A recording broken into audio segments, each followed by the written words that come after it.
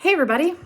It's October and it's Women in Business Month. So, we're going to kick off this month's podcast series with a female run organization and the amazing husband and wife team of Rob Floyd Entertainment.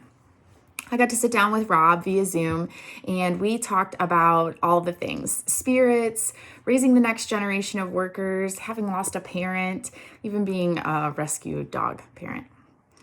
I hope you take just a little bit of motivation and soul food from this podcast with Rob. And you can follow him and his team on all of the platforms at Rob Floyd Entertainment. You might even get some motivation for your next alcoholic or non-alcoholic concoction. For more information about Rob and his team or anything that we can do for you, please don't hesitate to reach out to us on our platforms. And remember, if you see a female leader or entrepreneur this month, be sure to give her an extra shout out. Enjoy the podcast.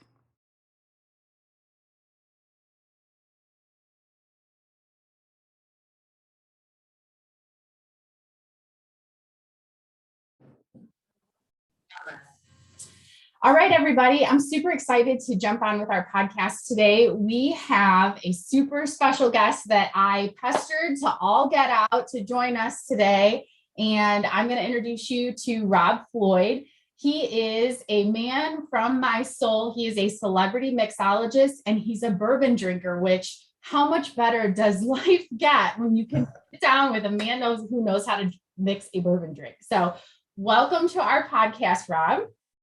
I am thrilled to be here. I'm so excited. Of course, bourbon and whiskeys and all the brown dark spirits are very fun. I'm just thrilled to be here.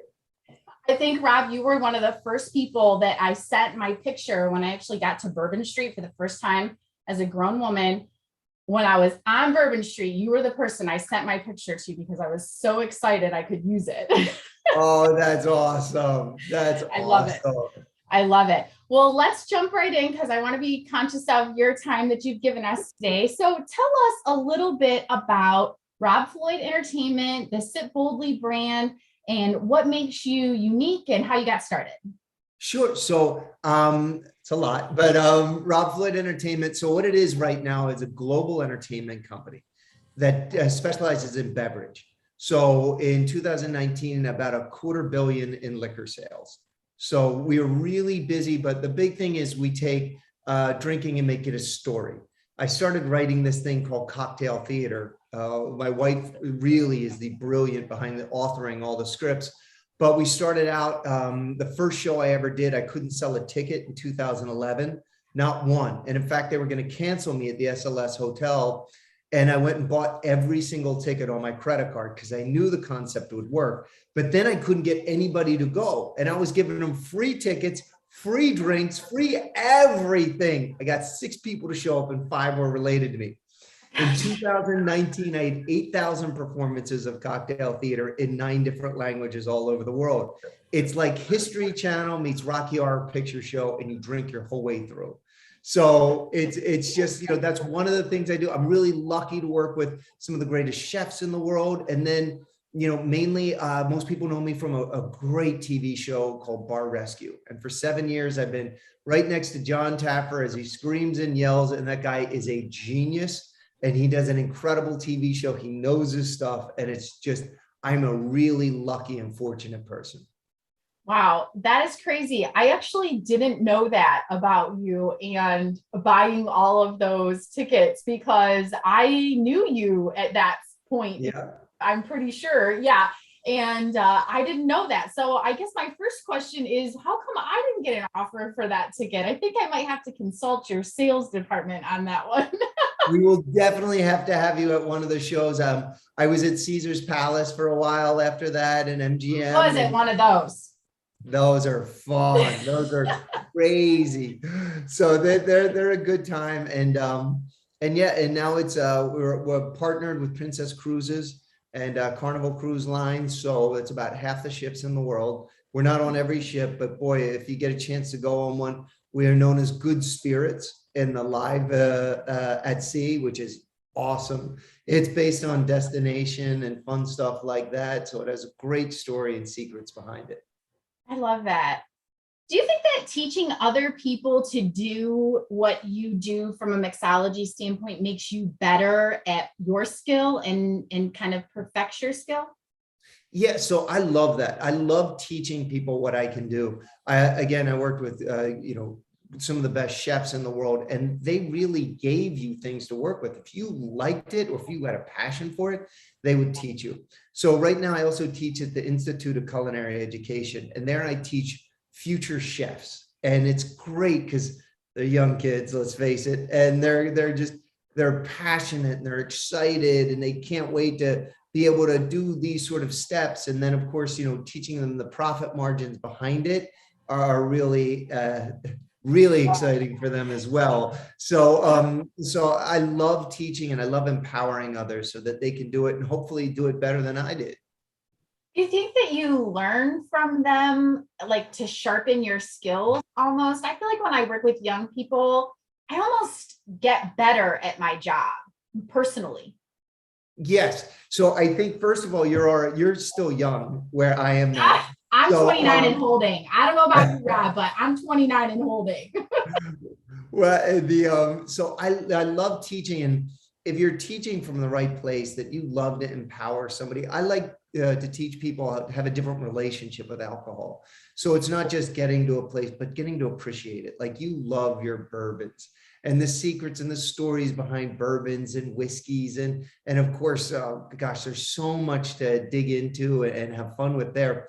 So I love the teaching aspect because it makes people learn to appreciate something as opposed to just down it. It keeps your own love for it alive, maybe even. Yes, I love that. Yes, absolutely. Yeah. What did the pandemic do for your team? I watched you guys do some really amazing pivoting, right? So you spoke to these live events that you put on the cruise ship industry. We all watched that happen on the international news and what was happening there. How did you see having to pivot your team and not only pivot them, but keep them motivated to want to continue to grow? Right. So when the pandemic hit, literally within a week, I had no revenue at all coming in for the entire company because the TV show shut down. And so what I did was I immediately started getting on the phone and lying my ass off.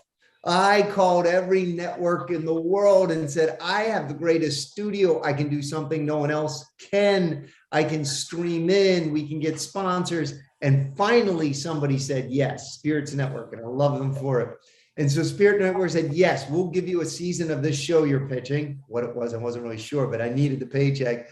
And then I said to my wife, Megan, I said, listen, honey, I got great news and I got not so great news. And she's like, okay, great news. So I said, all right, we got a season. We've sold a show. We're going to be okay. She's like, yes, what's the not so great news? We start filming in 3 days and I need you to build me a studio with a bar in it. And she, 5 months pregnant, had a lot of choice words for me. And I'm not very good fixing things or building things. So she just kicked me out of there. And then she and her dad built the most beautiful studio ever. And we started principal photography within 4 days of selling the show. And it became a hit. We're on our 3rd season called Home Bar Hero. Oh my gosh, I love that. I always tell people you don't have to be the jack of all trades. You can be the master of none. You just have to be able to hire somebody or know somebody who can pick up where you lack. That's the idea of being an entrepreneur. Yeah, exactly. And a lot of times I say to her, it's, she's a very good planner, and a lot of my friends are too. I like to kind of find the cliff and jump and look for my parachute on the way down. Which maybe isn't always the best idea, but if I don't go off that cliff, I'll never go off. So I jump, look for the parachute. So. Well, clearly, if you bought out a studio of tickets that you didn't even know you had people that wanted to come to your show. No, it's pretty funny. I love it. I love it. I love that about you. I have known you long enough to know that you're a risk taker, but I didn't know those stories about your business. So awesome. What do you think you would have told your younger self, even 10 years ago, right? What do you think you would have told Rob 10 years ago, knowing what you know now? I think there's two things I would have told myself, the younger self. And I work with Matthew McConaughey on this charity that's incredible. And it's called Just Keep Living. And he is one of the most giving, kind people. Camilla, his wife, is the same way. And so we go into high schools, especially really tough, down and out high schools, and we work with programs all over the country. And so, just keep living's idea was just keep going day by day. Just keep, you're going to get through it. It's going to be okay. For me, my first thing was don't be so hard on yourself. Don't beat yourself up. Don't, but it's the old saying of man makes plans and God laughs. And it's so true because, while my core has always been to entertain and excite and to have fun, is the difference in that has always changed from being an actor at one point, starring in my own show, to now doing different shows. The core stayed the same. Be good to yourself is that first thing that I would always tell people. And the second is don't limit yourself, meaning that make sure your dreams are big. When I was a bartender, right, in LA, and everybody would say, "Oh, you're a bartender." They make fun of me, especially my brothers and sisters. They're all doctors and lawyers. And I realized that there was something there. I wasn't sure what it was, but they were 9 kids just teasing you. And now they all want to work for me. They're like, "Please, God, take me on a trip, take me on a cruise, take me anywhere." Dream big. Make it a big dream. Don't limit yourself. Write it out there. Give it some dates that's going to happen and see it every day. And you'll be shocked at what happens. That's awesome. I feel like there's a lot of young kids who don't have people speaking that in their ear, Yeah. This is baby, like just do it, Right. Absolutely. I love that. So I guess I'm learning so much about you, Rob, and I've been a long time. I also did not know that you had that many siblings. I know. 7 boys, 2 girls are all amazing. We get along great. I was going to make a comment about the fact that you're an amazing dad on top of all of these things, because I've had the pleasure of seeing you interact with all of your children. Oh. I think that the workforce that your kids are entering, and granted, you have some that are in the workforce and some that are a little ways off from the workforce. What are you hoping that they all get to experience when they get to kind of live out their dreams? What do you hope that the workforce gives to them? Well, I feel like as long as that they can be true to themselves in the workforce, meaning as long as they're reaching out after their passion, their excitement, that their love, they're going to get so much back. Everything is always going to be changing like crazy. I think gone are the days of the gold watch, where you stay with a company for 40 or 50 years, you get the gold watch, you retire. You're constantly going to be evolving and changing. So first, it sounds kind of crazy, but it's the mental health. You've got to be good to yourself. You've got to love yourself, because you can't love others unless you love yourself. And then, secondly, is that you're chasing something you're after passionately, and that it gives back, because, that giving back is what gives you that wealth for the rest of your life. So the way that I look back to it is my brothers and sisters are all wonderful. They're amazing people, but my dad did such a great job when we were kids, because he was an Irish doctor, funniest guy I ever met, brilliant. But he would sit us all around the dinner table every night, and he would tell us stories. And for his birthday, he would make us memorize poetry.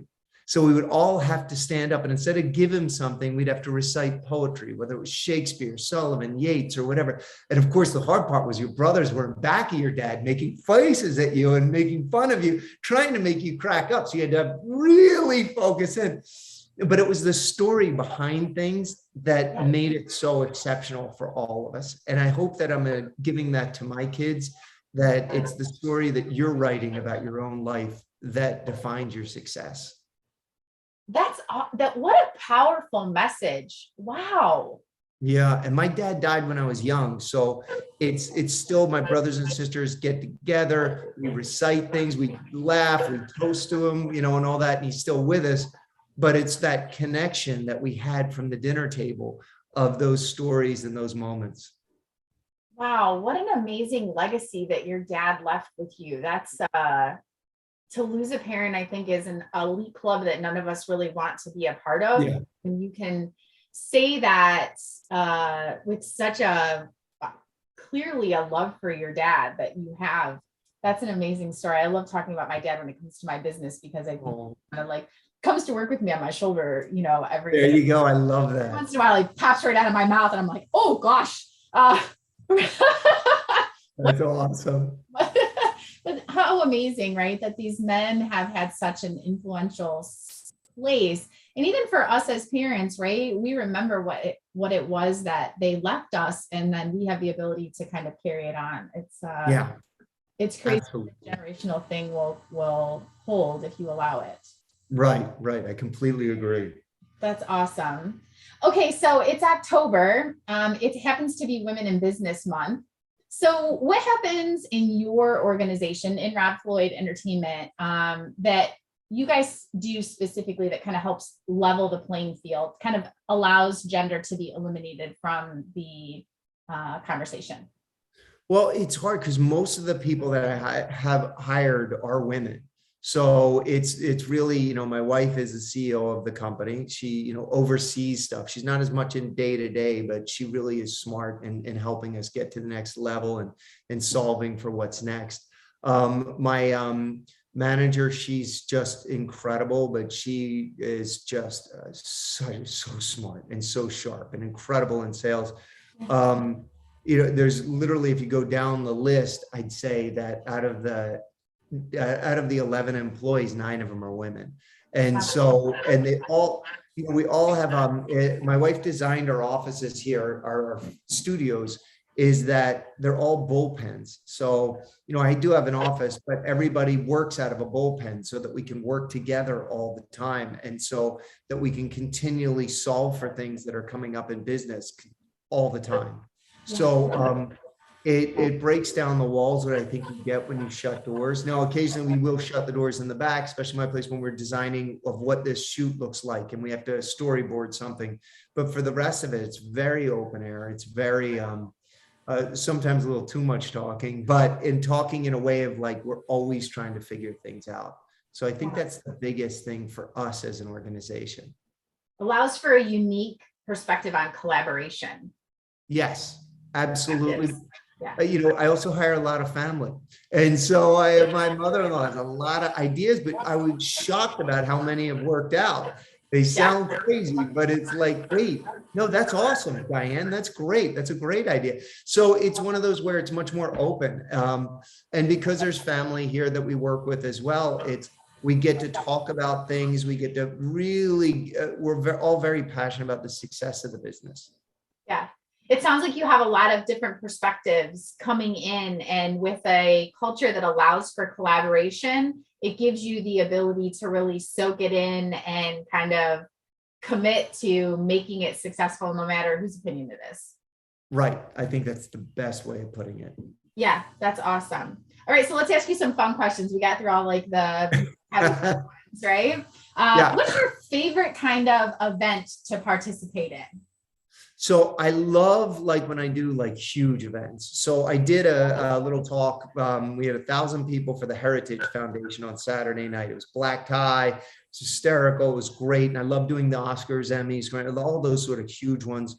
My favorite ones are the small events, though, the intimate ones where I have 20 people and we get to have the most incredible time and I get to be really hands-on and make it exciting. So I love that. They're both very different. There's the rush of the excitement. When I did one in Miami, we had 3,000 people and I flew in drones that landed with cocktails all over. And that was incredible. But getting to know people and just getting to share those moments, that intimate thing is definitely way up there for me. That's awesome. That's awesome. You definitely are shy, so I can't imagine how that's easy for you or anything, but all right. So tell us, what do you choose to drink when no one is looking and you're not having to entertain anyone? So what I choose to drink, so I don't drink that much because I'm around it all the time. People send me stuff, all of it. We have to do tastings. We have to send stuff out all the time. So I try to, make sure that I'm working out and really healthy 5 days a week. And then during the weekend, I love to do the 1805, 1806 old fashioned, where you're just going to use a great, bourbon or whiskey, or you can sub it out for something, really fun and unexpected, like a great aged rum, if you will. And really bitters, I like to use a little agave instead of sugar, a nice stir. So if I'm gonna do that, I love that drink because it's so easy to fundamentally execute right each and every time. It doesn't take long. There's no cleanup after it. So that's neat. And then, I always love a glass of wine, something fun with a great story to it. So those are my two kind of go-tos. Do you drink red or white? Red usually. Yeah, nice. Yeah. I love it. All right. So I like to tell my clients or people that I'm around that I coach that I like to put out in the world kind of what I feel maybe I'm needing and see what I get back when I'm feeling like I need something extra. So what are you focused on putting out in the world most right now? I think what I'm focused on putting out in the world is, right now is I'm working with a couple different companies on changing the way beverage is and experienced. I'm really excited because, one is a scientist with, a big pharma, and they're brilliant. And it's amazing to be able to kind of play off of things. And for me to be able to work on the taste side and them to be able to work on the delivery side. And it's a non-alcoholic product, more on the CBD line. But I think that it's going to be very exciting when it comes out. And also it's one of those where you can drink it and you feel really healthy. I've worked with everybody from PepsiCo on, and it's big companies, but to be able to work with somebody on this level and really make it a healthier beverage experience and still a high behind it becomes very fun for me to do. So I think that I'm trying to approach it that people are drinking healthier, whether it's alcohol or not, and they're enjoying life more because of that. Yeah, I love that. That's awesome. Well, those are all the questions I have for you. Anything else you think we should talk about today? I don't know. This is so much fun. I think one of my big passions too is animals. I saw you had a big puppy dog over there. I do. So our chief canine officer usually shows her face here somewhere today, but she's feeling a little lazy. Yes, I know you're a rescue dad too. And yep, we have Nala, and then our chief equine officer, which occasionally you'll see on some of our social media. Frosty does some of our body language training around. Oh, that's awesome. Yes. Yeah. I mildly got talked into or potentially talked into bringing a puppy into the office this week, but I understand you are the one with the most recent puppy. So I'm going to let you hold on to that title for a little bit longer.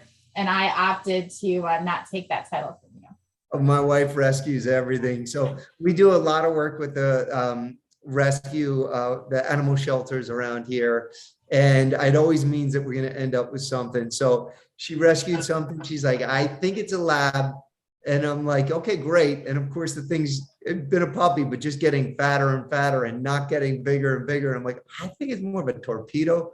Because she's very funny. She just takes out your ankles. And but we love being part of that, where you can give back to animals who can never repay except for their love, and you hopefully make their lives better and make a difference that way. So we're really involved in it right out here right now. It's the Williamson County Animal Shelter that we just did a fundraiser for. That's awesome. Yeah, I've been a Dane rescue mom for about 8 years. And I was joking when we were looking at puppies the other day, we came across them. And I've never had since I was a little girl, I've never had a puppy. We've always taken on owner surrenders for people. Yeah. Realize that a Great Dane ends up 130 plus pounds. And so we've always taken on other people's puppy projects that have ended up a little bit bigger than what they thought. So yeah, a puppy in this house might be a little bit much, but Nala's 7 and she is pretty set in her ways. And she's adorable. She likes a car ride too, right? Oh, yes. Yep. She is more than happy to get to run errands for the business. And Yes. And long rides and stuff. She's good. Yeah. She's like, come on, Yes. mom, let's do this. She travels Let's well. go. Yes. Yes, she travels well. So she does good. Yeah, you know what? We're very similar in terms of how we see the necessity for people to give back and take care of, you know, themselves, because you need to show up in your best self to be able to give anything back. You know, Matthew McConaughey's foundation kind of intrigued me. So I will look forward to hearing more of that from you. But, you know, we work with the schools even. Yeah. You know, in upstream prevention and teaching kids coping mechanisms so that they can get through things like pandemics and high stress environments and things like that. You know, like you mentioned, we're of the age where maybe not high school anymore, and we weren't taught that stuff. So like being able to give back into the school systems and to some of the younger kids now, and you know, it's just a different stage, but we're loving it. We love coaching. So, you know. Yeah, that's awesome. That's awesome. Yeah. And it's so important. You know, it's so many times, you know, you can't remember who won the Super Bowl this year or did this, but you can always remember that teacher that you had in high school that changed your life 40 years later. And so it's really important. Yeah, we love that. I have a coaching group of just kind of retired coaches or people who have coached in their past. And it's great when you hear someone who maybe isn't coaching currently, but says, you ever had somebody walk up to you and say, aren't you Coach Kat? And you're looking at this person going, no, I am. I don't have any idea who you are. And they explain that, you know, in the 3rd grade, you coached my YMCA team, and you know, or you taught me this in the 4th grade when you know, cut me from this team, or you know, whatever. And you're looking at a grown-up individual, you know, who remembers you from all those years ago and what that means for them, because they didn't have to approach you. And, you know, pretty much makes coming to work the next day an okay deal. That's so spectacular. That's wonderful. Yeah. Wonderful. Well, thanks so much for having this conversation. And what, if you don't mind, will you just tell some of my followers exactly how they can follow you on stuff that you do on social? Yeah, so I'm RobFloydEntertainment on Instagram, and then Rob Floyd Entertainment pretty much across the board. We'll be redoing our YouTube channel, be getting out there with some more fun recipes, fun things to do, so you can become your own favorite bartender at home. And so that's basically, you know, who I am and what I do. Most people, of course, see me on Bar Rescue, and that's been great. Probably every 4th or 5th episode I'm there yelling at people, but I really like to make people happy and to make them fantastic in their own place. So whether it's alcoholic or non-alcoholic, I like to make sure that it tastes fantastic and it's yours. Well, thank you so much for joining us, Rob. It was truly a pleasure, and hopefully we get to do this again soon. Oh, you're amazing. Amazing. Thank you so much for having me. This is a blast. Your questions are great. Awesome. We'll do it again soon. Awesome. All right. Thank you. Thanks, Rob.